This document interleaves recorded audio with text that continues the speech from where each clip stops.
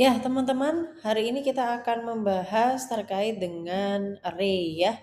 Jadi, kalau array itu, kalau teman-teman pernah melihat ada array dua dimensi, bahkan ada array multidimensi, ya memang array itu terdiri sebenarnya itu bisa lebih dinamis, teman-teman. Ada yang dua dimensi, satu dimensi, bahkan sampai multidimensi.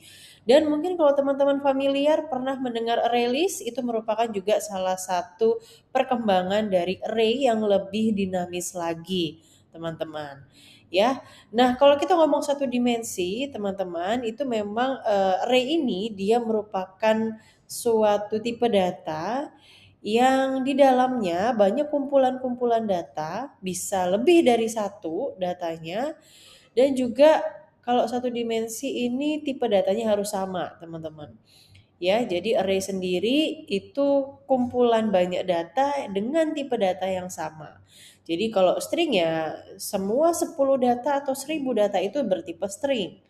Atau mungkin integer, berarti 10 data itu bertipe integer dengan konsep array. Nah, kemudian array ini yang harus teman-teman ingat bahwa dia harus mempunyai indeks ya untuk memudahkan akses terhadap data yang disimpan. Dan indeksnya harus selalu dimulai dari nol. Berbeda dengan indeks yang kalau teman-teman pelajari di perulangan ya teman-teman ada nilai awal atau nilai default itu bisa kita ubah kalau di perulangan atau looping. Tapi kalau di array itu wajib dimulai dari nol. Perbedaannya untuk array satu dimensi ini, gambarannya adalah array satu dimensi ini kita datanya berupa baris, teman-teman. Satu baris, ya. Nah, kalau berbeda dengan dua dimensi, kalau dua dimensi itu bisa kita terdiri dari baris dan kolom. Kita bisa menentukan data per barisnya apa, data per kolomnya apa. Tapi kalau array satu dimensi kita hanya berfokus pada baris data, ya. Contoh di sini ya, ada Ray namanya nama teman, diisi barisnya adalah Linda, Agus, dan Santi dengan indeks yang berbeda-beda, teman-teman. Ya, Linda ini berarti adalah data dengan indeks ke 0, wajib dimulai dari 0. Tapi dia menjadi data pertama. Ya, kemudian Agus juga indeks pertama tapi data yang kedua begitu seterusnya. Ya, nah, bagaimana cara deklarasi array-nya? Ini ada beberapa cara, teman-teman ya. Ada dengan cara pertama, ya. Kemudian cara kedua, bahkan cara ketiga seperti yang ada di layar. Yang harus teman-teman pahami bahwa untuk mendeklarasikan array perlu ada data tipe ya atau tipe data dulu untuk menandai array-nya. Jadi array untuk satu dimensi ini memang belum bisa fleksibel banget, teman-teman. Kita harus dia kasih tipe data entah itu string, entah itu integer. Dan ini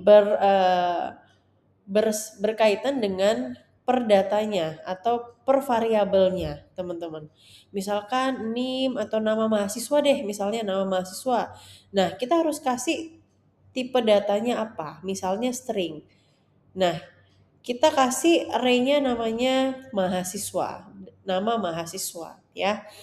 Berarti ada nama mahasiswa dengan bertipe string array-nya.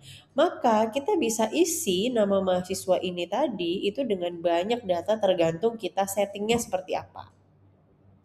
Ya, di sini sudah bisa banyak hal tipe data yang kita pakai.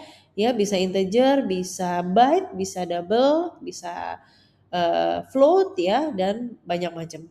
Dan kemudian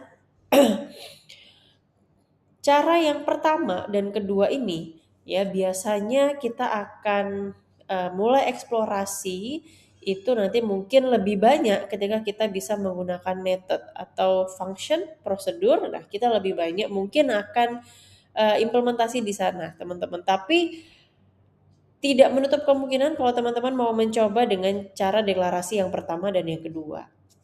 Dan mungkin sebagai pemula ya, teman-teman ya, sebagai pemula kita bisa kasih cara deklarasi itu yang ketiga, teman-teman, lebih mudah dan lebih apa ya, lebih to the point kita deklarasi di awal dengan elemen yang sudah kita tentukan. Ya, itu bagi pemula. Tapi kalau teman-teman nanti akan sudah lebih paham dengan cara kinerja array, maka teman-teman boleh nih mau cara pertama atau cara kedua, ya. Berapa banyak elemen array ya, elemen data array yang dapat ditampung ya, sebenarnya itu nggak terhingga ya teman-teman ya. Kita bisa banyak banget ya. Kita bisa tentukan sendiri lewat isian atau inputan user, atau mau kita statiskan, kita tetapkan sendiri mau 5, 3, 2 ya dari sisi programmernya itu boleh teman-teman. Nah, ini salah satu contoh deklarasi array ya. Di sini ada tipe datanya double dan harus ada kurung kotak ini seperti ini teman-teman. Kalau tidak ada kurung kotaknya itu maka bisa diidentifikasi oleh Java sebagai variabel biasa, bukan array. Ya, tapi kalau ada kurung kotaknya seperti ini Java sudah bisa mengidentifikasi bahwa variabel ini tipe datanya adalah array. Nama array-nya adalah mylist ya. Ini adalah nama array, nama variabel, bisa teman-teman ubah ya. Sama dengan new double, ini mengikuti dari tipe data yang di depan. Kemudian diisi lagi dengan kurung kotak ya. Di sini ada 10. Nah, ini 10 ini apa? 10 ini adalah elemen array-nya atau jumlah datanya yang mau diisi, teman-teman. Berarti array mylist ini punya nanti 10 data yang akan diisi oleh usernya. Ya. Nah, kalau teman-teman lihat di sini ya, di data ini misalnya di sini ada mylist ya, nama array-nya tadi, variabelnya. Nah,